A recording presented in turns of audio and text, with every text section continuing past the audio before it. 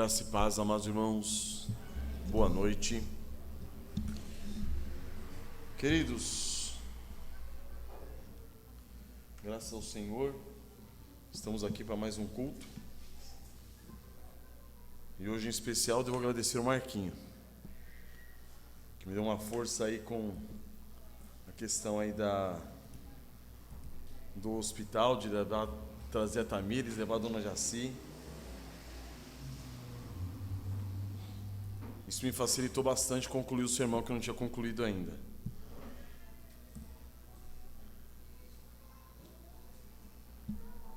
Agradeço então ao Senhor por mais essa noite, irmãos, por estarmos na presença dEle, louvando e adorando o nome dEle. Que hoje nós possamos concluir esse dia, encerrar esse dia, voltados para a palavra dEle, meditando naquilo que Ele tem feito por nós. Irmãos, o Senhor Jesus, Ele costumava introduzir os seus ensinamentos com a expressão, em verdade vos digo. Inclusive o irmão Ricardo comentou sobre essa expressão no estudo de hoje. E essa expressão significa solenemente eu vos declaro. Então Jesus, quando chamava os seus discípulos, ou quem quer que seja, e falava, em verdade vos digo, estava dizendo, solenemente eu vos declaro. E essas palavras, elas são abundantes pelo Evangelho de João. Entretanto, a expressão em verdade vos digo, ela tinha um peso muito maior. Ela significava muito solenemente eu vos declaro. Então, amados, a semelhança do nosso Senhor Jesus, eu queria nessa noite dizer muito solenemente eu vos declaro. E que o Senhor nos guie na meditação da sua palavra nessa noite. Irmãos, vamos abrir em 2 Timóteo, capítulo 4. E nós perceberemos que Paulo, aqui, ele vai chamar Timóteo, ele vai fazer com que Timóteo jure a ele diante do Senhor algumas ações que ele tem por responsabilidade executar. Como muitos já sabem, irmãos, essa carta foi escrita pelo apóstolo Paulo, endereçada a Timóteo. Para quê? Para orientar Timóteo no seu ministério na igreja de Éfeso, certo? Ele estava como um evangelista na igreja de Éfeso. No último dia do Senhor, o pastor William trouxe para nós, apresentou-nos características da sã doutrina de Cristo, e a importância de nós nos apegarmos a ela e conservar a sã doutrina na igreja. E a partir do texto de 1 Timóteo 6, ele expôs o perigo que a igreja corre, irmãos, diante dos ensinamentos das falsas doutrinas, ou seja,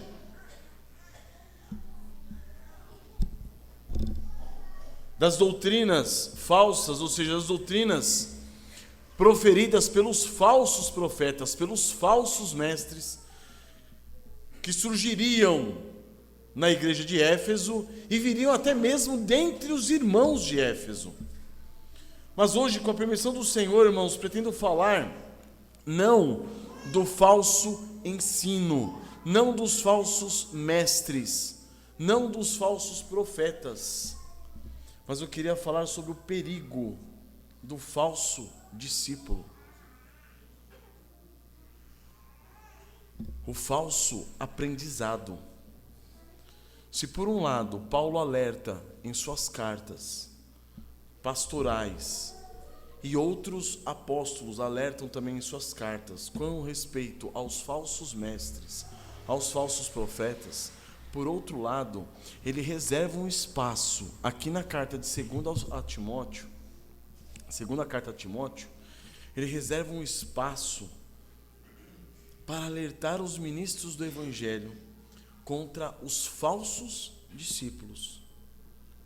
Quem são esses? Aqueles que amam o aprendizado errôneo, o falso ensino. Olha que interessante, vamos pegar aqui, 2 Timóteo 4:1. Conjuro-te perante Deus e Cristo Jesus, que há de julgar vivos e mortos, pela sua manifestação e pelo seu reino. Prega a palavra, insta, quer seja oportuno, quer não, corrige, repreende, exorta com toda longanimidade e doutrina, pois haverá tempo em que não suportarão a sã doutrina. Pelo contrário, cercar-se-ão de mestres, segundo as suas próprias cobiças, como que sentindo coceira nos ouvidos, e se recusarão a dar ouvidos à verdade, entregando-se às fábulas. Tu, porém, sê sóbrio, em todas as coisas suporta as aflições, faz o trabalho de um evangelista, cumpre cabalmente o teu ministério. Então, amados, essa é a preocupação de Paulo com Timóteo. Não só uma preocupação referente aos falsos mestres, aos falsos profetas, mas aos falsos discípulos, aqueles que amam o falso ensino, aqueles que amam a mentira. Se analisarmos, irmãos, não existiria falso mestre se não houvessem os falsos discípulos, certo? Havendo falsos discípulos, surgem quem? Os falsos mestres. Havendo demanda, cria-se o produto. Então, que o Senhor nos auxilie nessa noite, irmãos, nos auxilie nessa noite, para que o nome dele seja glorificado. E nós sejamos confrontados com a sua palavra, para analisarmos como nós temos nos portado. Nós temos sido um falso discípulo? Alguém que ama a mentira e busca mestres que ensinem segundo essas mentiras?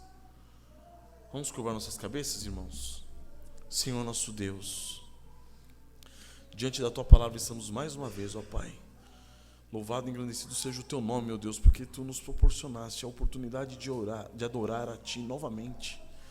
Obrigado, ó Pai, pelos hinos que cantamos, pelos salmos que entoamos a Ti. Obrigado, meu Deus, por esse ajuntamento dos Seus santos, na Tua igreja, o corpo de Cristo. Nós louvamos a Ti, ó Pai, porque aqui estamos, ó Deus, reunidos por meio do Teu santo nome, da Tua santa providência, para sermos, ó Deus, confrontados com a Tua palavra. Ajuda-nos, ó Pai, a sermos honestos, ó Deus, conosco mesmo, a sermos honestos diante de Ti, que tudo vê, para que possamos, ó Deus, diante de tudo que está patente aos Teus olhos, reconhecermos, ó Pai, a nossa miséria, a nossa vileza, e entendemos, ó Pai, se nós temos sido pessoas que têm buscado na religião, no cristianismo, no verdadeiro evangelho, meios de saciar as nossas concupiscências, as nossas cobiças. Ajuda-nos, ó Pai, sonda-nos, ó Deus, sonda o nosso coração e vê se há em nós algum caminho mau e livra-nos, ó Pai, para o caminho eterno, meu Deus. Eu te peço, Pai, em nome do Senhor Jesus. Amém, Senhor.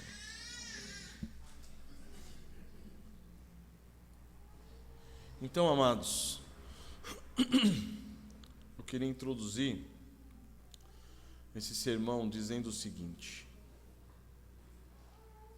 é próprio do ser humano a necessidade de aprender. Nós gostamos de aprender. Nós somos movidos por curiosidade. Isso faz com que nós desejemos aprender. Nós gostamos. É prazeroso adquirirmos conhecimento. E é prazeroso por diversos motivos. É tão grande esse desejo, irmãos, de aprendermos, que nós mesmos, homens, organizados em sociedade, nós desenvolvemos modalidades formais de ensino. E dentre essas modalidades, a mais antiga de todas é a relação mestre e discípulo. E nessa modalidade nós vemos o quê? Nós temos no processo de aprendizagem dois agentes. certo? 2 agentes e um objeto, que no caso seria alguém que se dispõe a ensinar, alguém que se dispõe a aprender e o objeto a ser tratado, o assunto a ser tratado. Frequentemente nós ouvimos, irmãos, mensagens sobre falsos profetas, falsos mestres no Novo Testamento. Em 1 João 4:1, irmãos, é falado sobre os muitos falsos profetas que surgiriam. Esse é o alerta que o apóstolo João dá a nós. Já Pedro, o apóstolo Pedro, em 2 Pedro 2:1, ele diz, ele fala sobre os falsos profetas e os falsos mestres que surgiriam dentro da igreja, inserindo dissimuladamente heresias destruidoras entre os irmãos. Em Atos, como citado no domingo passado pelo pastor William, o apóstolo Paulo, ele alerta os efésios de que lobos vorazes surgiriam na igreja, penetrariam a igreja de Éfeso e não poupariam o rebanho. Muitas outras passagens no Novo Testamento falam sobre os falsos profetas, os falsos mestres, e nos alertam contra a possibilidade de nós mesmos nos desviarmos das sãs doutrinas de Cristo e nós mesmos nos tornarmos falsos mestres e falsos profetas. Certo? Nós costumamos ver sobre os falsos profetas e pensar neles lá longe, né? Quando será que eles vão chegar aqui e nós vamos lutar contra eles? Não. Você tem todo o potencial para ser um falso mestre, um falso profeta. Portanto, a proposta de hoje, irmãos, não é falarmos sobre falsos profetas e falsos mestres, e nem sobre o que eles representam para o corpo de Cristo. A nossa proposta hoje é tratarmos, com a permissão do nosso Senhor, sobre os falsos discípulos, aqueles que são caracterizados pelo apreço que eles têm pelos falsos mestres, pelos falsos profetas, e sobre o perigo que eles representam à igreja. Eles quem? Os falsos discípulos. Esses são verdadeiros discípulos. Eles desejam muito aprender, mas infelizmente o desejo deles não é aprender de Cristo. O desejo deles não é aprender das sãs doutrinas de Cristo.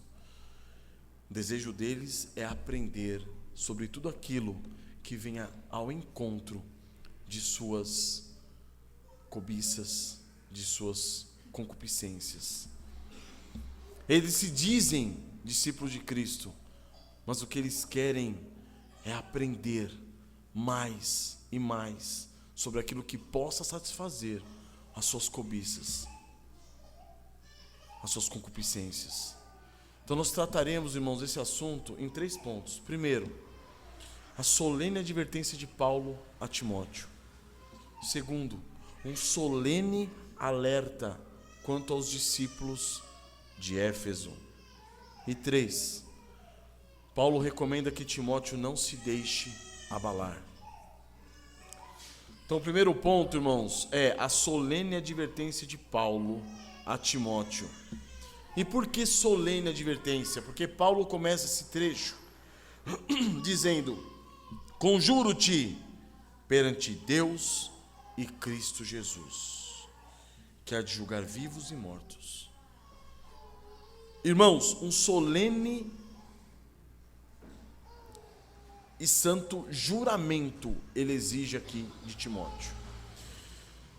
Então nós devemos entender o seguinte: é necessário que haja sempre um grande temor no cumprimento de nosso santo dever. Um santo dever, irmãos, realizado sem temor é como uma obediência realizada sem amor. Ainda que sejam executados,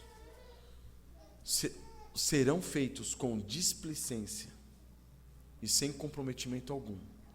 Serão feitos de qualquer jeito. Então Paulo começa chamando Timóteo a uma solene responsabilidade. E ele faz com que Timóteo jure diante de Deus, o juiz de toda a terra, e diante de Cristo Jesus, que há de se manifestar na segunda vinda. E ele diz: conjuro-te. Conjuro-te, essa palavra significa fazer alguém jurar diante de um magistrado. É um juramento solene. Conjuro-te perante Deus e Cristo Jesus, que há de julgar vivos e mortos pela sua manifestação e pelo seu reino. Prega a palavra. Insta. Essa solenidade, irmãos, vai alertar Timóteo para a grande responsabilidade que ele tem diante de si, que é qual? A de pregar a palavra, pregar o evangelho. Como ministro de Cristo, ele terá de prestar contas desse ministério, muito em breve, a Cristo Jesus e a todos, e por todos os depósitos divinos lançados sobre ele, para a realização desse ministério. Então Paulo chama ele e fala assim, conjuro-te. Conjuro-te. Paulo já tinha feito Timóteo jurar a semelhança disso na primeira carta. Vamos abrir lá na primeira carta, capítulo 5 de 1 Timóteo.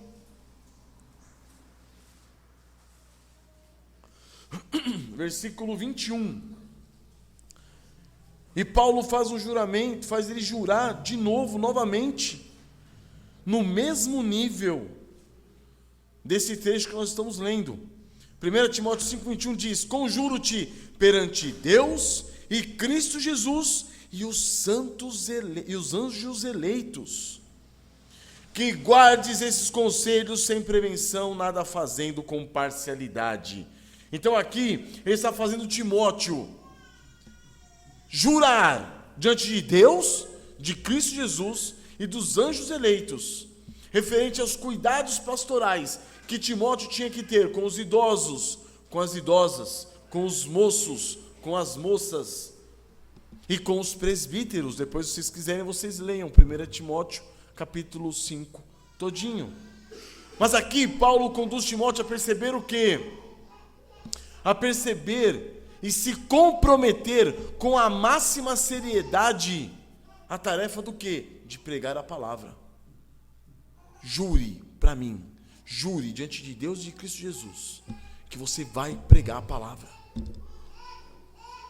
Prega a palavra. E ele diz: conjure-te perante Deus e Cristo Jesus, que há de julgar vivos e mortos pela sua manifestação e pelo seu reino. Prega a palavra, insta, quer seja oportuno, quer não, corrige, repreende, exorta com toda longanimidade e doutrina. Então, amados, a pregação do evangelho deveria ser o quê? Fundamentada onde? Nas sagradas letras. É esse o contexto desse juramento que Paulo faz Timóteo realizar diante de Deus e de Cristo Jesus. Porque esse trecho de 2 Timóteo 4 vem logo na sequência daquele trecho tão conhecido de 2 Timóteo 3, que diz: tu, porém, permanece naquilo que aprendeste e de que foste inteirado, sabendo de quem o aprendeste, e que desde a infância conheces o quê? Sabes o quê? As sagradas letras que podem tornar-te sábio para a salvação pela fé em Cristo Jesus. Ou seja, as sagradas letras que podem te conduzir a pregar o evangelho, a pregar a palavra. Você conhece, apega-te a ela. Você aprendeu o quê? As sagradas letras. Timóteo tinha sido o discípulo fiel, aquele disposto a aprender o quê? A verdade. Ele já havia aprendido, ele já vinha aprendendo e já estava inteirado desse assunto. As sagradas letras não eram algo desconhecido para Timóteo, ele as conhecia e agora ele podia pregá-las. E aí ele continua: toda a escritura é inspirada por Deus e útil para o quê? Para o ensino, para a repreensão, para a correção, para a educação na justiça. Olha que fantástico. Paulo já apresenta para Timóteo o quê? Você sabe as sagradas letras, você aprendeu. Você foi um bom discípulo, um fiel discípulo, disposto a aprender as sagradas letras. Elas serão úteis para você, não só pregá-las, pregar o evangelho, mas elas te serão úteis para quê? Para que você possa ensinar, repreender, corrigir e educar na justiça. É o que ele está cobrando de Timóteo agora. Conjuro-te, prega a palavra. Insta, quer seja oportuno, quer não. Corrige, repreende, exorta com toda longanimidade e doutrina. O que é isso? Paulo falou assim: você já sabe as Sagradas Letras, agora aplique-a como um bom ministro do Evangelho. Aplique essas Sagradas Letras, a fim de que o homem de Deus seja perfeito e perfeitamente habilitado para toda boa obra. Então, se nós queremos ser úteis no Evangelho, esmeremo-nos na palavra do Senhor. É ela que pode nos dar condições de pregar a palavra, de pregá-la. É ela que pode nos dar condições de sermos úteis no ensino, na repreensão, na correção, na educação, na justiça. Mas, uma vez que nós fomos por ela ensinados, nós fomos por ela repreendidos, nós fomos por ela corrigidos, nós fomos por ela educados na justiça. Então, amados, o ministro do Evangelho, ele tem sobre si a responsabilidade de pregar a palavra, pregar o Evangelho. Em 1 Coríntios 9,16, Paulo está dizendo aos coríntios: se anuncio o Evangelho, não tenho de que me gloriar, pois sobre mim pesa essa obrigação. Porque ai de mim se não pregar o Evangelho. Se eu faço de livre vontade, tenho galardão. Mas se constrangido, é então a responsabilidade de despenseiro que me está confiada. Ou seja, Paulo está falando: você, Timóteo, tem a responsabilidade, como ministro do Evangelho, bom despenseiro, de pregar a palavra. Então, amados, repousa sobre o ministro do Evangelho a responsabilidade de pregar a palavra, mas não somente isso, de usar a palavra para instar. O que significa instar? Solicitar insistentemente, pedir com frequência. E Paulo está falando o quê? Insista, solicite, peça, quer seja oportuno, quer não, seja chato, pega no pé, não deixa barato. Essa é a função do ministro do Evangelho: usar a palavra do Senhor para instar, usar a palavra do Senhor para corrigir, usar a palavra do Senhor para repreender, usar a palavra do Senhor para exortar. Qual é a nossa função como ministro do Evangelho? É isso.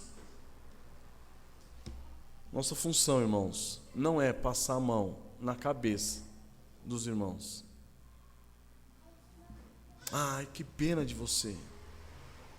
Nossa, realmente, o Evangelho está sendo pesado para você. Deixa eu pensar num modo para aliviar o seu lado. Não existe isso. Nós estamos aqui para instar, para corrigir, para repreender, para exortar, para admoestar. É esse o nosso objetivo. Por quê? Porque é dessa forma, como nós lemos na parte da manhã, em Efésios 4, que os ministros são levantados. Para quê? Para conduzir a igreja à maturidade. Ninguém é conduzido à maturidade, nenhuma criança é conduzida à maturidade, à adultez, agindo como criança. Certo? Essa confusão que existe hoje, por isso que existem muitos homens hoje de 35, 40 anos na casa dos pais jogando videogame. O que aconteceu com eles? Não foram amadurecidos, não foram ensinados a ser homens. Agora nós estamos na igreja para quê? Para ser ensinados a sermos servos. Servos úteis. Como disse aqui, no finalzinho do capítulo 3 de 2 Timóteo, a fim de que o homem de Deus seja perfeito, ou seja, seja maduro, como nós vimos, e perfeitamente habilitado para toda boa obra. Ele tem que ser o quê? Instado, exortado, repreendido, corrigido, admoestado. É essa a nossa função como ministros do Evangelho. E é essa a nossa função como ovelhas de Cristo, recebermos o quê? Essa correção, essa admoestação, essa repreensão.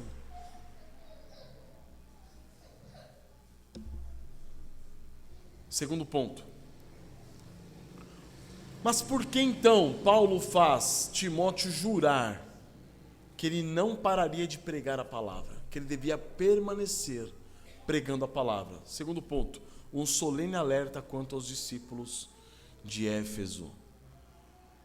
Paulo diz no versículo 3 e o 4: pois haverá tempo em que não suportarão a sã doutrina. Pelo contrário, cercar-se-ão de mestres, segundo as suas próprias cobiças, como que sentindo o quê? Coceira nos ouvidos. E se recusarão a dar ouvidos à verdade, entregando-se a fábulas. Coceira nos ouvidos. O que significa isso? A pessoa que fala assim: me ensina, eu quero ouvir, fala, estou disposto a aprender, venha, sou todo ouvidos, pode falar. Nos escritos pastorais, irmãos, os últimos tempos, quando Paulo utiliza a expressão últimos tempos, essa expressão está sempre associada à apostasia. Já perceberam isso? Voltem comigo para 1 Timóteo capítulo 4.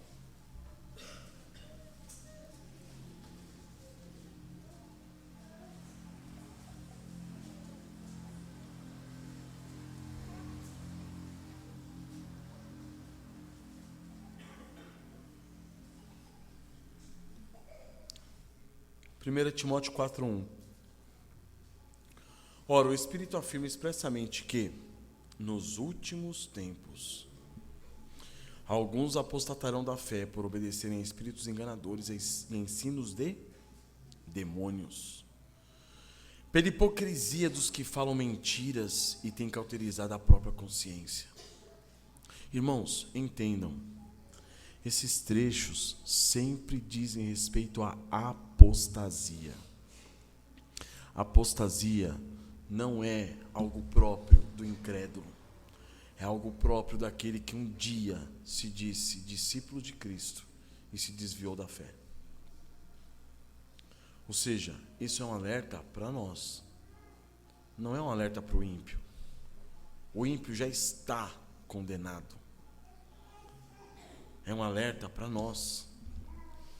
Alguns apostatarão do quê? Da fé. Por quê? Por obedecerem a espíritos enganadores e a ensinos de demônios. Irmãos, tudo o que é contrário à palavra do Senhor é ensino de demônios. Pastor William disse isso semana passada, eu volto a dizer: se não é doutrina de Cristo, é doutrina de demônios. Que isso esteja bem arraigado na nossa mente, irmãos. Para quê? Para que nós não sejamos enredados a obedecermos a esses espíritos enganadores. O que são espíritos enganadores quando fala aqui? Novas concepções, novas ideias, novas inovações religiosas, nas quais você fala: nossa, fantástico, nunca tinha pensado nisso. E aí você começa o quê? Se desviar da verdade e acreditar no quê? Mentiras. E a ter a sua consciência cauterizada. Só que também Paulo usa essa expressão em 2 Timóteo 3. Aqui onde nós estávamos, 2 Timóteo 3. Nós lemos o finalzinho do capítulo 3, falando sobre a palavra de Deus, Sagradas Letras. Só que no comecinho do capítulo 3 está dizendo o seguinte: sabe porém isto, nos últimos dias sobrevirão tempos difíceis, pois os homens serão egoístas, avarentos. Nos últimos dias sobrevirão tempos difíceis, causados pelo quê? Pela política, pela perseguição aos cristãos, pelos movimentos LGBT, feministas. É isso que está falando? Não. Sobrevirão tempos difíceis. Por quê?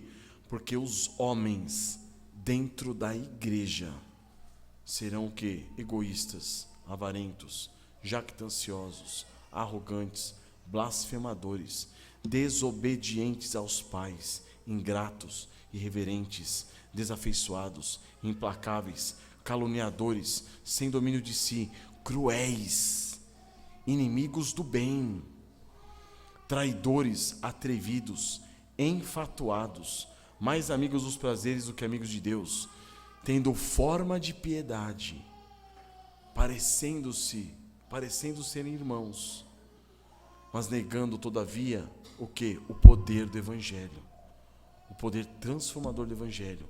Foge também destes.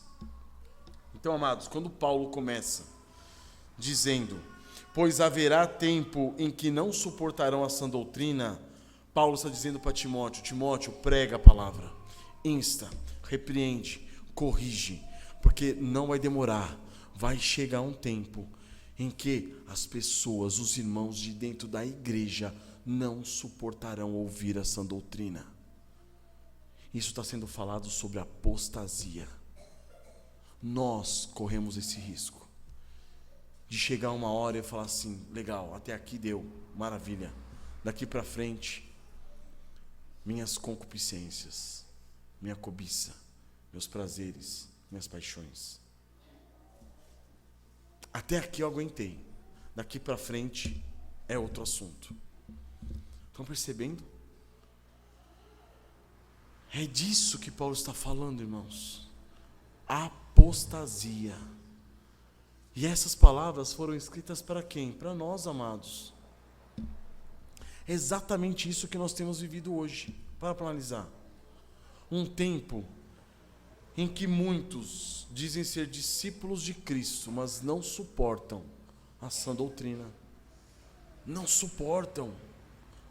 Haverá tempo em que não suportarão a sã doutrina.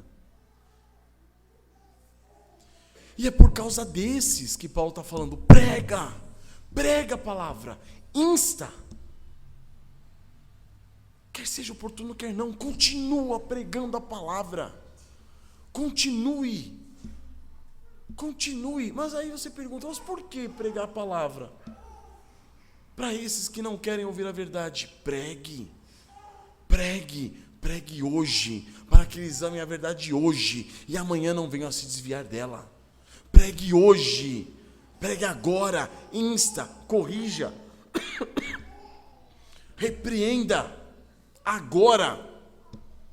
Para quê? Para que eles não se desviem amanhã. E ainda que eles não queiram ouvir a palavra, continue pregando, quer seja oportuno, quer não, pregue, justamente pelo fato de que a palavra de Deus é que vai manifestar o pecado desses, é a palavra de Deus que vai deixar patente os pensamentos e os propósitos do coração humano, por meio do quê? Das suas atitudes. Não é assim? Não é isso que faz a palavra de Deus? Em Hebreus 4,12 diz o quê? Porque a palavra de Deus é viva e eficaz, e mais cortante do que qualquer espada de 2 gumes, e penetra ao ponto do quê? De dividir alma e espírito, juntas e medulas, e é apta para discernir os pensamentos e os propósitos do coração do homem. E não há criatura que não seja manifesta na sua presença. Pelo contrário, todas as coisas estão descobertas e patentes aos olhos daquele a quem temos que lhe prestar contas. É isso que a palavra de Deus faz. Ela nos tira aquela capa de hipocrisia religiosa e mostra quem nós realmente somos. Então, a palavra tem que continuar sendo pregada. Para quê? Para que essas pessoas que não suportarão a sã doutrina lá na frente possam ser desnudadas e possa ficar patente a todos quem elas realmente são.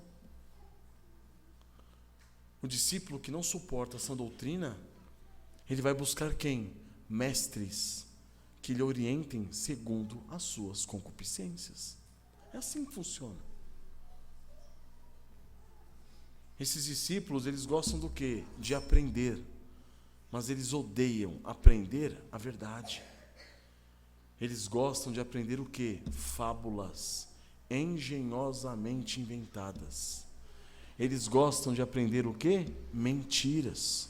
Aqui em 2 Timóteo 3, na sequência desse trecho que nós lemos, sobre os últimos dias virão tempos difíceis, pois os homens serão egoístas, no versículo 7 diz que aprendem sempre e jamais podem chegar ao conhecimento da verdade.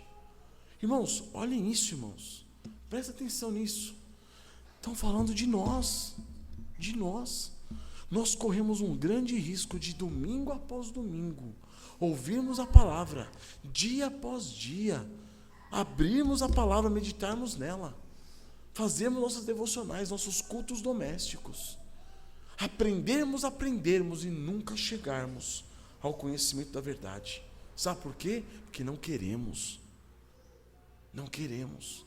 Nós estamos nos utilizando da palavra para saciar o quê? As nossas concupiscências, as nossas cobiças, os nossos prazeres, as nossas paixões.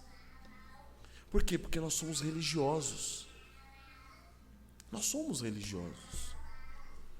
E o religioso que não quer morrer, não quer tomar a sua cruz, ele quer se utilizar da religião para alimentar as suas paixões, alimentar as suas concupiscências, alimentar as suas cobiças. É isso que nós fazemos, irmãos. E o grande propósito da pregação do Evangelho, da pregação da palavra, é fazer com que esses falsos discípulos, eles saiam do seio da igreja e sigam a quem? Aos seus falsos mestres. Pois são pessoas que, por mais que elas ouçam a verdade, elas jamais compreendem ou aceitam essa verdade. A verdade pode ser revelada e descortinada diante delas, mas elas não aceitarão. A verdade pode até apontar o futuro desastroso dessas pessoas,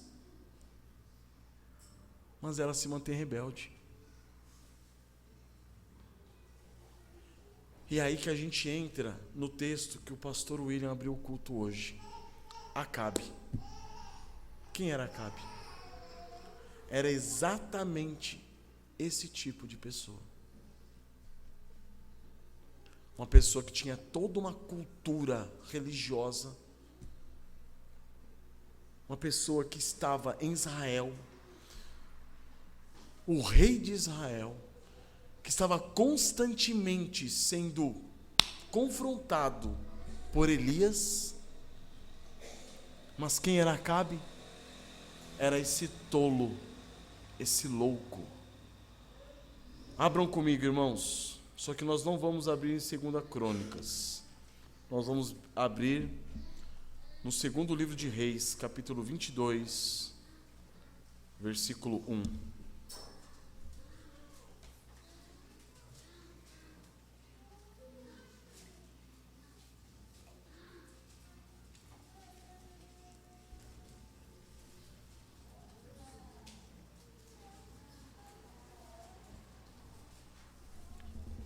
Como o pastor William já fez a leitura corrida desse texto, nós agora vamos ler esse texto, interrompendo ele e comentando. Tem algumas poucas diferenças entre o texto de 1 Reis e de 2 Crônicas, mas são diferenças irrelevantes. 2 Reis 18, 1. Desculpa, 1 Reis, né? 1 Reis, me perdoem. É 2 Crônicas 22 e 1 Reis 18. Nós vamos ler 1 Reis 18.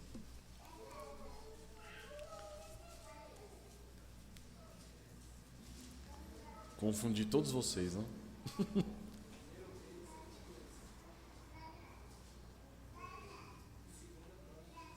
Muito obrigado, William. 1 Reis 22. Tem razão. E 2 Crônicas 18. Está confuso o negócio aqui hoje. 1 Reis 22. Versículo 1. 3 anos se passaram sem haver guerra entre a Síria e Israel. Porém, no 3º ano, desceu Josafá, rei de Judá, para avistar-se com o rei de Israel. Disse o rei de Israel aos seus servos: não sabeis vós que Ramote de Gileade é nossa, e nós hesitamos em tomá-la das mãos do rei da Síria? Então perguntou a Josafá: irás tu conosco a peleja a Ramote de Gileade? Respondeu Josafá ao rei de Israel: serei como tu és, o meu povo como o teu povo, os meus cavalos como os teus cavalos. Disse mais Josafá ao rei de Israel: consulta primeiro a palavra do Senhor. Então Acabe decidiu o quê? Pelejar contra o rei da Síria e retomar Ramote de Gileade, que ele tinha perdido há uns capítulos atrás, justamente para o rei da Síria. E aqui ele se dá conta e fala assim: calma aí, Ramote de Gileade é nossa, sempre foi nossa.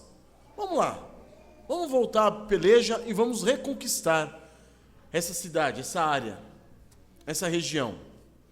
E aí ele fala para Josafá: Josafá, você vai com a gente? Posso contar contigo? Josafá: pode. Mas vamos fazer o seguinte, ô Acabe, consulta primeiro a palavra do Senhor. Só tem uma pequena diferença entre Acabe e Josafá. Acabe é o rei ímpio de Israel. Josafá é um rei piedoso de Judá, que só fez uma loucura na sua vida, né? Fazer uma associação, uma sociedade com o rei ímpio de Israel, Acabe. Só essa loucura de Josafá. Certo? Então o que acontece? Só que Josafá chega para ele e fala assim: consulta primeiro o Senhor. Então o rei de Israel juntou os profetas, cerca de 400 homens. E lhes disse: irei à peleja. Irei à peleja contra Ramote de Gileade, ou deixarei de ir? Eles disseram: sobe, porque o Senhor a entregará nas mãos do rei. Olha que fantástico. 400 profetas. Um disse sobe, outro também. São 400 confirmações. Oh, glória, né? Sobe. Sobe, porque ela é sua. Vai lá. Lembrando os irmãos que, nessa altura do campeonato, Elias já tinha confrontado Acabe no Monte Carmelo e feito aquele desafio contra os profetas de Baal. E eles tinham perdido o desafio. E Elias mata cada um deles, cerca de 450 deles. Mas Acabe fez o quê? Ele juntou mais 400. Olha que fantástico. Tinha profeta de Baal nas ruas, como se fosse pedra na rua de Israel, né? Morre 450, arruma mais 400, é a coisa mais simples do mundo. Mas é isso. O que Acabe está fazendo aqui, ó? Só para nós entendermos um pouquinho. Nosso texto de 2 Timóteo está dizendo o quê? Cercar-se-ão de mestres segundo as suas próprias cobiças. Acabe não podia ficar destituído de mestres, ele tinha que ter mestres. Acabe, ele queria aprender, ele queria ser ensinado, ele queria ser conduzido, ele queria ser guiado. Por quem? Pelos seus profetas. Mestres que diziam a ele segundo as suas próprias cobiças. E lá está Acabe, cercado por 400 homens, que disseram: sobe, porque o Senhor a entregará nas mãos do rei. Disse Josafá: não há aqui ainda algum profeta do Senhor para o consultarmos? Josafá, vendo toda aquela situação, falou: Senhor da glória, o que está acontecendo aqui? 400 homens inúteis, profetas falsos, falando todos a uma mesma coisa. Acabe, vem aqui, Acabe. Não tem nenhum profeta do Senhor aqui não, para que a gente possa consultar? Respondeu o rei de Israel a Josafá: sim, há um ainda, pelo qual se pode consultar o Senhor, porém eu o aborreço. Como disse a tradução corrigida fiel, eu o odeio. Porque nunca profetiza de mim o que é bom, mas somente o que é mal. Olha que fantástico. Legal, nós temos profetas. Eu tenho profetas mentirosos, mas a vantagem deles é que eles dizem o que eu quero ouvir. Agora eu tenho um profeta verdadeiro. A desvantagem é que ele diz o que eu não quero ouvir. Só que, maior do que a vantagem ou a desvantagem de eu ouvir o que eu quero ou não quero, é o que é verdade ou o que é mentira, não é isso? O que adianta eu ouvir o que eu quero, mas é mentira? Sendo que eu posso ouvir o que eu não quero, mas é verdade. Mas não é essa a cabeça dessas pessoas que não suportam a sã doutrina. Elas são nécias, elas são loucas. Elas não querem a verdade. Elas querem aquilo que lhes agrada o ouvido. Essa é a questão, irmãos. E aí acaba e continua. Este é Micaías, filho de Imlá. Disse Josafá: não fale o rei assim, ou seja, não desonre o homem do Senhor, aquele que fala a verdade por parte do Senhor. Então o rei de Israel chamou um oficial e disse: traz-me depressa Micaías, filho de Imlá. E o rei de Israel e Josafá, rei de Judá, estavam assentados, cada um no seu trono, vestido de trajes reais, numa eira à entrada da porta de Samaria, e todos os profetas profetizavam diante deles. Zedequias, filho de Kenaana, fez para si uns chifres de ferro e disse: assim diz o Senhor, com estes chifres, aí colocou os chifres na cabeça, ficou: com estes chifres escornearás os círios, até de todos consumindo. Ou seja, tinha tanto tempo que aqueles profetas ficaram profetizando, que deu tempo dele fazer dois chifres de ferro, para fazer uma encenaçãozinha ainda lá, e fazer um negócio bonito ainda. Olha que coisa linda. Você fala: rapaz, que gente desocupada, não? Todos os profetas profetizaram assim, dizendo: sobe,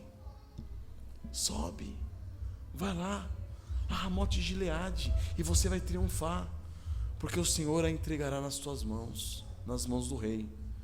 O mensageiro que fora chamar a Micaías falou-lhe dizendo. Aí o que acontece? O mensageiro do rei foi até Micaías e disse para Micaías: eis que as palavras dos profetas a uma voz predizem coisas boas para o rei. Seja, pois, a tua palavra como a palavra de um deles, e fala o que é bom. Aqui, irmãos, entra a tentação para o ministro do Evangelho. Por isso que Paulo fala para Timóteo: conjuro-te perante Deus e Cristo Jesus, que há de julgar vivos e mortos, pela manifestação do seu reino. Prega a palavra. Olha a tentação. Micaías tem 400 homens inúteis, falando todos a mesma coisa. Vê se você não vai estragar o prazer do rei, né? Quebra esse galho aí. Micaías responde o quê? Tão certo como vive o Senhor, o que o Senhor me disser, isso falarei. Amém? Essa tentação nós, como ministros do Evangelho, temos, de não pregar a palavra, de pregar o que todo mundo está pregando, de falar o que todo mundo está falando, coisas que agradam, coisas que dão prazer, coisas que alimentam a concupiscência daqueles que odeiam as sãs doutrinas, a sã palavra. Essa é a nossa tentação. Mas diante do Senhor, como fez Timóteo perante Paulo, diante de Deus e Cristo Jesus, prega a palavra. Preguemos então a palavra. E vindo ele ao rei, este lhe perguntou: Micaías, iremos a Ramote de Gileade, a peleja ou deixaremos de ir? Ele lhe respondeu: sobe e triunfarás, porque o Senhor a entregará nas mãos do rei. Mas calma aí, ele não falou que ele ia dizer tudo o que o Senhor dissesse, e o Senhor disse o quê? Sobe, porque o Senhor a entregará nas mãos do rei. Foi o Senhor que disse. para Micaías falar. Fala, Micaías. É isso que ele quer ouvir. Fala isso. E ele chega e ele falou: sobe, porque o Senhor entregará nas mãos do rei. Mas aí o que acontece? O rei Acabe, ele sabia que aquela não era a verdade, aquela era mentira, aquilo não era real. Foi ironicamente que Micaías disse isso. Então o rei lhe disse: quantas vezes te conjurei. Olha aqui a palavrinha aqui, ó. Quantas vezes te conjurei que não me fales senão a verdade em nome do Senhor. Micaías, jura diante de Deus que você vai falar a verdade. Então disse Micaías, agora ele vai falar: vi todo Israel disperso pelos montes como ovelhas que não têm pastor. Antigamente, irmãos, as guerras eram contra o rei. Quem joga xadrez sabe como que funciona, certo? No xadrez não importa quantas peças você pega do adversário. O que importa é que quando você dá o checkmate no rei, acabou o jogo. As guerras antigamente eram dessa maneira. Você pegou o rei, acabou. O povo está sem o quê? Pastor. Está sem guia, está sem rei. Eles se dispersam, cada um volta para sua casa. E ali ficam. Daqui a pouco chega o inimigo e toma tudo. O que aconteceu aqui? Micaías está vendo Israel disperso pelos montes, como ovelhas que não têm pastor. Disse o Senhor: estes não têm dono, torne cada um em paz para a sua casa. Então o rei de Israel disse a Josafá: não te disse?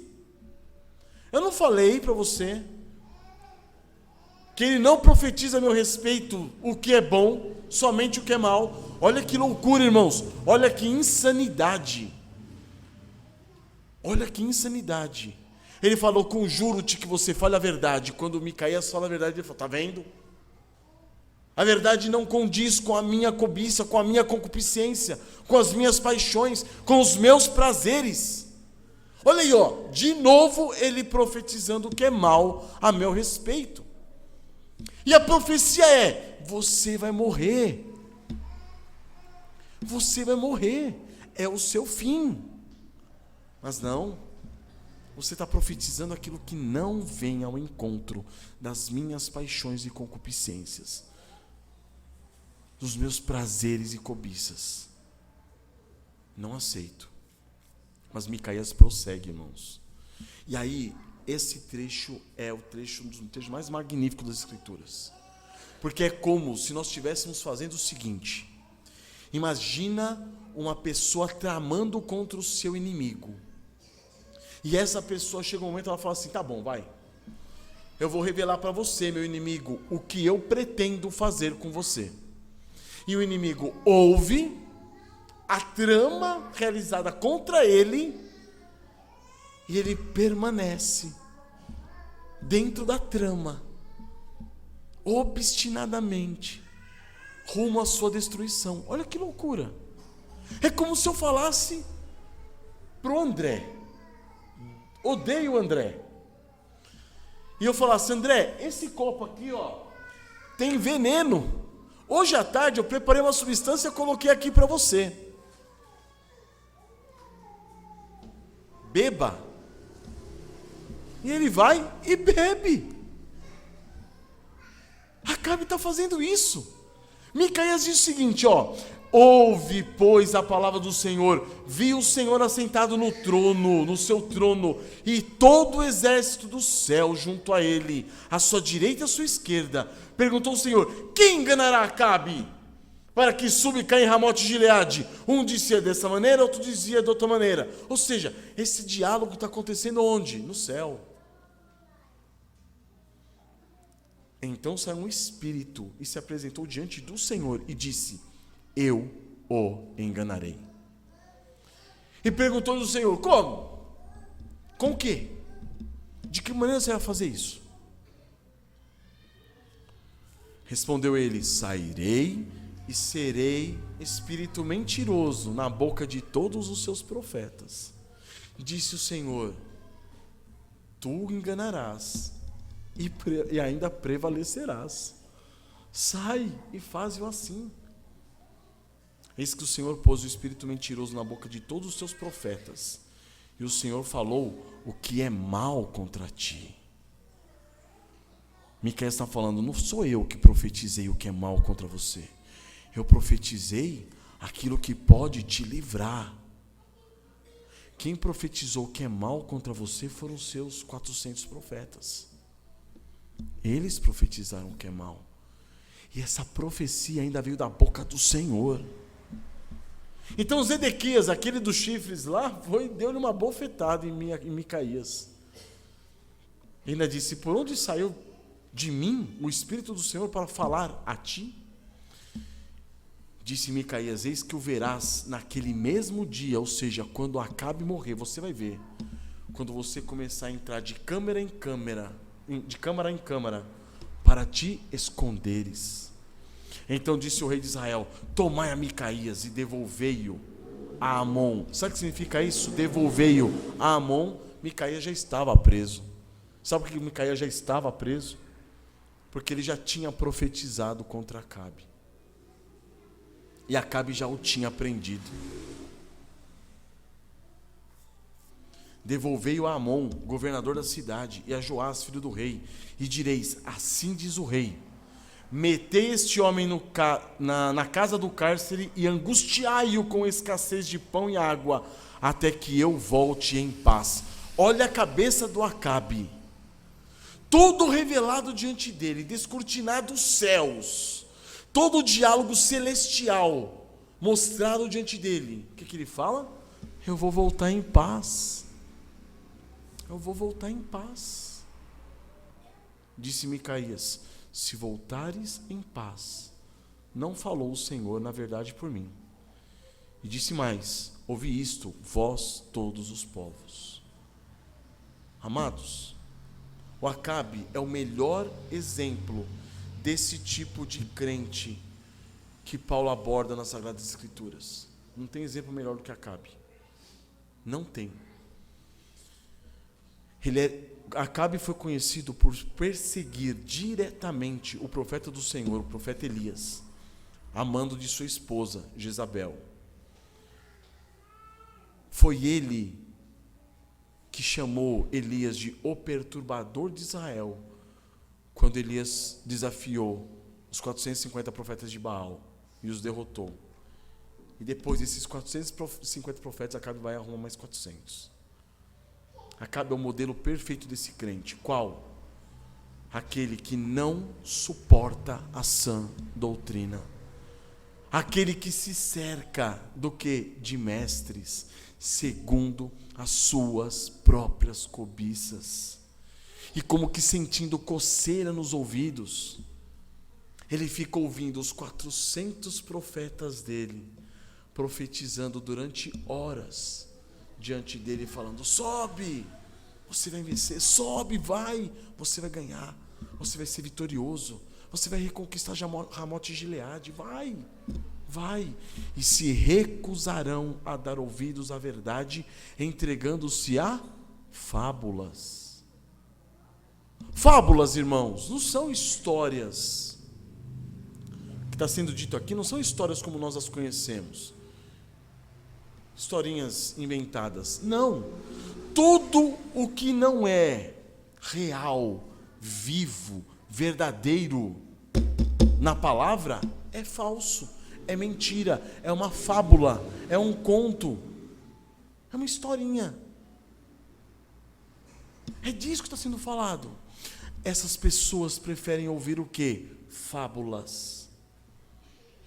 Entregarem-se às fábulas do que ouvirem a verdade. Agora eu pergunto, irmãos, você já pensou na possibilidade de você ser esse tipo de pessoa? Você ser esse tipo de crente? Peça que o Senhor sonde o seu coração nessa noite. O que às vezes tem me preocupado, irmãos, E eu vou ser bem claro para os irmãos, justamente seguindo o que Paulo diz a Timóteo: prega, insta, quer seja oportuno, quer não. E agora eu estou vendo a oportunidade. Nós temos falado, irmãos, como igreja, nós temos pregado, domingo após domingo. E as pregações, como o próprio irmão Ricardo disse hoje, as pregações que nós temos trazido têm tocado muito mais os nossos corações, primeiramente, muito os nossos corações, antes de apresentarmos, de trazermos essas pregações a vocês. E muitas coisas têm nos incomodado. E eu digo isso por mim. Sei que o William diz isso também, porque nós temos conversado sobre isso. E os demais irmãos da liderança, como Ricardo, Kaique, Kenny, temos visto que a importância do culto ao Senhor, e temos pregado sobre isso. Temos visto a grandeza da graça que Deus nos tem concedido como igreja na preservação da unidade do corpo de Cristo. Temos visto a importância da celebração da ceia do Senhor todos os domingos e temos pregado sobre isso. Temos falado da importância do dia do Senhor e temos pregado sobre isso. Temos falado do privilégio que cada um de nós temos, cada um de nós tem, na evangelização. Nós temos falado do privilégio que cada um de nós tem de contribuir financeiramente na proporção bíblica dos 10%.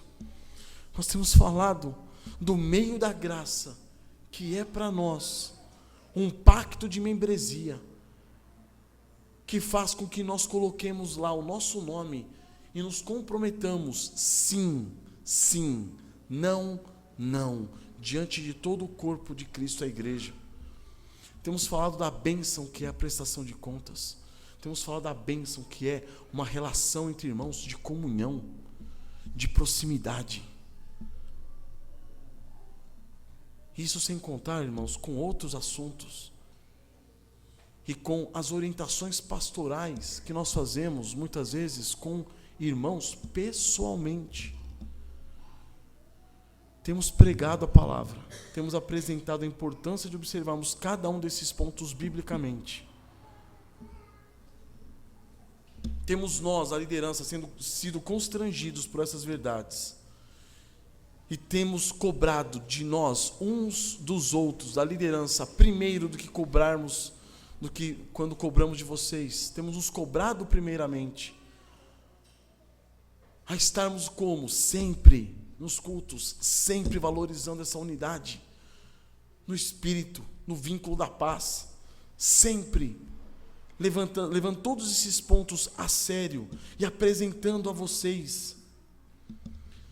Temos sido levados a quê? A instar uns aos outros, corrigirmos uns aos outros, repreendermos uns aos outros, exortarmos uns aos outros, a submetermos-nos à palavra do Senhor, para depois fazer o quê? Levar até vocês. Mas nos parece que alguns de vocês não querem.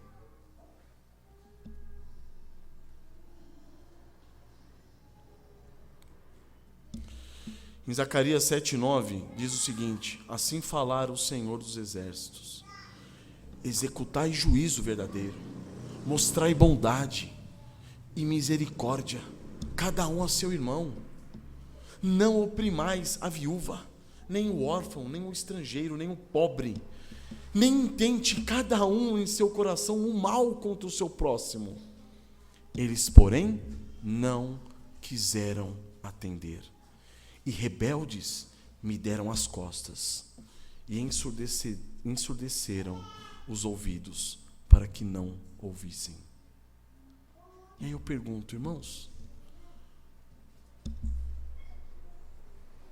acaso nós temos cobrado da igreja algo inventado da nossa cabeça? Ou nós temos exigido dos irmãos ações pecaminosas que desonrem a Deus e aviltem a sua glória? Por quê? Porque parece que alguns dos irmãos não querem dar ouvidos à verdade. Alguns estão desejosos de aprender, mas aprender o quê? Fábulas que condigam com as suas próprias cobiças. Cobiças que trouxeram, concupiscências que trouxeram lá do passado, de outras igrejas, de outros lugares que passaram. Ilusões, concupiscências, paixões. É por isso que nós devemos continuar o quê? Pregando a palavra, irmãos. Instando e corrigindo e repreendendo e exortando. Por quê? Para que esses irmãos, como já foi dito, ou se arrependam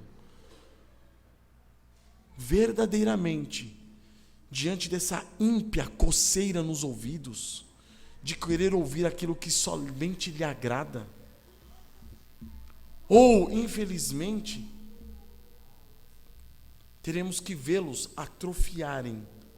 se atrofiarem espiritualmente e se revelarem amantes desse século. Entendem a situação, irmãos? Em Provérbios 1,32 diz: os nécios são mortos por seu desvio, e aos loucos a sua impressão de bem-estar os leva à perdição. Percebem? Peçam ao Senhor, irmãos, que o Senhor sonde o coração de vocês. Se tudo que nós temos apresentado a vocês são questões bíblicas, por que não se sujeitarem a elas? Se são tudo ordenanças do Senhor, por que não nos sujeitarmos a elas? Ou negar-se a si mesmo não é uma ordem expressa do nosso Senhor Jesus Cristo? Ou tomar a sua cruz e morrer a cada dia não é uma ordem expressa do Senhor Jesus Cristo? Ou não são essas coisas, são esses pontos, essas doutrinas, esses ensinamentos que vão fazer com que vocês amadureçam espiritualmente? Você quer continuar infantil? Quer continuar criança? Não existe isso. Quem nasceu de Cristo quer mais de Cristo. Quem nasceu de Cristo quer morrer mais, quer sofrer mais, quer conhecer mais do poder da sua ressurreição, quer ser transformado, quer crescer em santidade. Agora, cuidado, para que não seja você esse que não suporta a sã doutrina, que busca se cercar de mestres na internet. Hoje é a coisa mais fácil que tem, irmãos. Antigamente, Acabe teve que trazer 400 homens e sustentá-los lá no palácio. Hoje, você entra na internet, estão lá 400 profetas. Você escolhe um por um, que venham a dizer aquilo que convém ao seu coração, às suas concupiscências, às suas paixões. Você pode escolher, tem de monte. Tem de monte. Eu conheci um pastor que ele se descabelava no púlpito, falando: parem de assistir a internet, para de ver a internet. É aqui, é na igreja que vocês aprendem. Parem.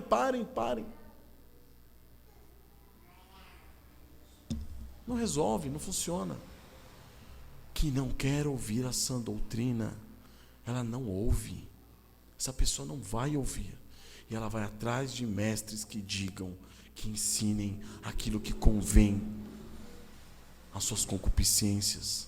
Agora, quem quer ouvir a sã doutrina, ouve na igreja, ouve em casa, abrindo livros de irmãos do passado, ouve na internet, de homens que estão pregando as sãs doutrinas. Essa é a questão. De quem você está se cercando? De mestres segundo as suas próprias cobiças? Como que sentindo coceira nos ouvidos? Irmãos, é assustador.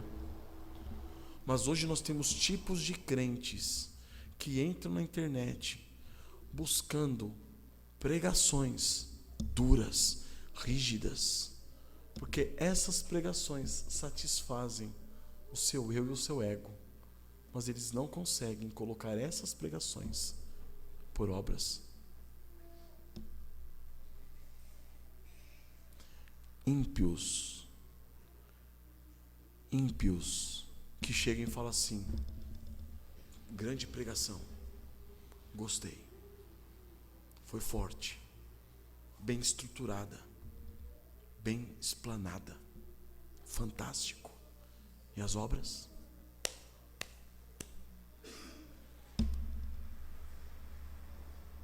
Esses odeiam a sã doutrina.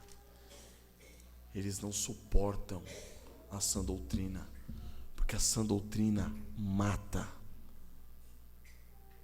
A sã doutrina fere. E se ela não realiza isso, irmãos, é só mais um meio de satisfação do meu ego, do meu prazer, das minhas concupiscências. É por isso que Paulo chega para Timóteo, e a gente vai concluir com o terceiro ponto, e ele diz o seguinte: terceiro ponto, Paulo recomenda que Timóteo não se deixe abalar. Por quê? Versículo 5 de 2 Timóteo 4. Tu, porém, sê sóbrio em todas as coisas, suporta as aflições, faz o trabalho de um evangelista, cumpre cabalmente o teu ministério. Olha que fantástico, irmãos. Depois de tudo isso, Paulo chega para Timóteo e fala assim: seja sóbrio. Seja sóbrio em todas as coisas. O que significa ser sóbrio? Seja moderado. Haja com serenidade. Seja contido nas suas emoções. Seja equilibrado, comedido. Não se desespere. Por quê? Porque na igreja sempre haverá aqueles que não suportam a sã doutrina. E Paulo fala: suporta as aflições. Por quê? Porque para nós que tentamos levar a igreja de Cristo a um amadurecimento, barrarmos diante desses irmãos que não querem se sujeitar à palavra do Senhor, que não querem serem moldados pela palavra de Deus, para nós se torna uma aflição, um sofrimento. E Paulo fala para Timóteo: suporta, mas prega a palavra, insta, corrige, repreende. Mas se não houver uma resposta, uma contrapartida, suporta as aflições. Sempre vai haver esse tipo de irmãos, de pessoas dentro da igreja. E ele continua: faz o trabalho de evangelista. Por que o trabalho de evangelista? E aqui eu queria salientar para vocês que esse evangelista não é o evangelista que nós temos em mente. O ministério de evangelista, do evangelista naquela época, era a pessoa que ia na sequência do apóstolo. Os apóstolos iam na frente, plantando igrejas, e atrás vinham os evangelistas. Para quê? Regando o plantio dos apóstolos, para que aquelas igrejas crescessem. Eles vinham atrás com o propósito de organizar, supervisionar a igreja, até que ela estivesse estabelecida sob um ministério estável de ministros, de presbíteros e diáconos. Esse era o trabalho do evangelista. Esse era o trabalho de Timóteo na igreja de Éfeso. Era o quê? Como um evangelista, organizar a igreja, pregar o evangelho, instar, preparar homens que ocupassem o presbitério, homens que ocupassem o diaconato, organizar a igreja para que a igreja começasse a andar sozinha diante do Senhor, organizada, sujeita a Cristo.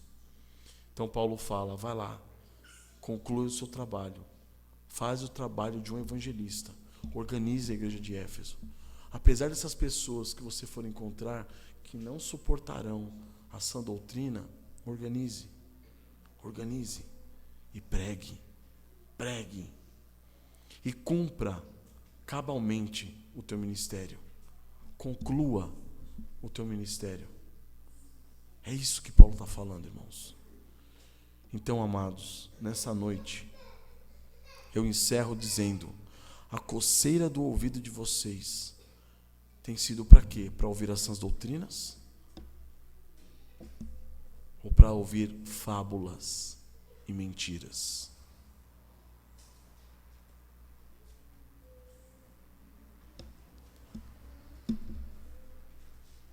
O que você tem buscado? Não, dia do Senhor, gente, o dia do Senhor, ó, não dá, para mim não dá não. Não dá, gente, não tem condições. O dia do Senhor é muito, para mim é muito. Eu tenho os meus costumes, tenho a tradição familiar, tenho minha cultura familiar. Vai quebrar tudo o dia do Senhor. Não, gente, esse negócio de vir ao culto todos os dias, todos os domingos, de dar importância para essa unidade do corpo de Cristo, esse negócio de ficar evangelizando, não é para mim. Esse negócio de contribuir financeiramente, com 10% da minha renda, eu estou em outra. Isso daí, ó, sinceramente. Prestar contas, então, para quê? Eu sou homem. Por que eu vou prestar conta da minha vida? É assim, irmãos. Pequenas coisas vão revelar quem nós somos e como nós estamos andando no Evangelho. Pequenas coisas vão mostrar que nós não estamos suportando as sãs doutrinas e nós estamos nos apegando às nossas fábulas do passado. Então, irmãos, que vocês possam se colocar diante do Senhor em oração, pedindo que o Senhor sonde o coração de cada um de vocês, para que vocês percebam qual tem sido, qual o nível, a característica da coceira dos seus ouvidos. Você tem vindo disposto a ouvir a palavra do Senhor, ser confrontado por ela, para que no poder do Espírito Santo você possa negar a si mesmo e tomar a sua cruz e seguir a Cristo? Ou você tem vindo já com seus pré-conceitos e falado: aqui eu aceito, aqui não, até aqui tudo bem, a partir daqui não? Ponham-se diante do Senhor, irmãos, e arrependam-se dos seus pecados. Amém? Que o Senhor tenha misericórdia de nós, queridos. Vamos curvar nossas cabeças. Deus eterno, Pai Santo, quão confrontadora, ó Pai, é a Tua palavra. Ó Senhor, livra-nos da apostasia. Todo o mal, ó Pai, nós sabemos, começa de pouquinho em pouquinho. Nunca nenhum apóstata amanheceu um dia e falou: vou apostatar. Ó Pai, que entendamos, ó Deus, que todo apóstata apostata um pouquinho hoje, um pouquinho amanhã, um pouquinho depois,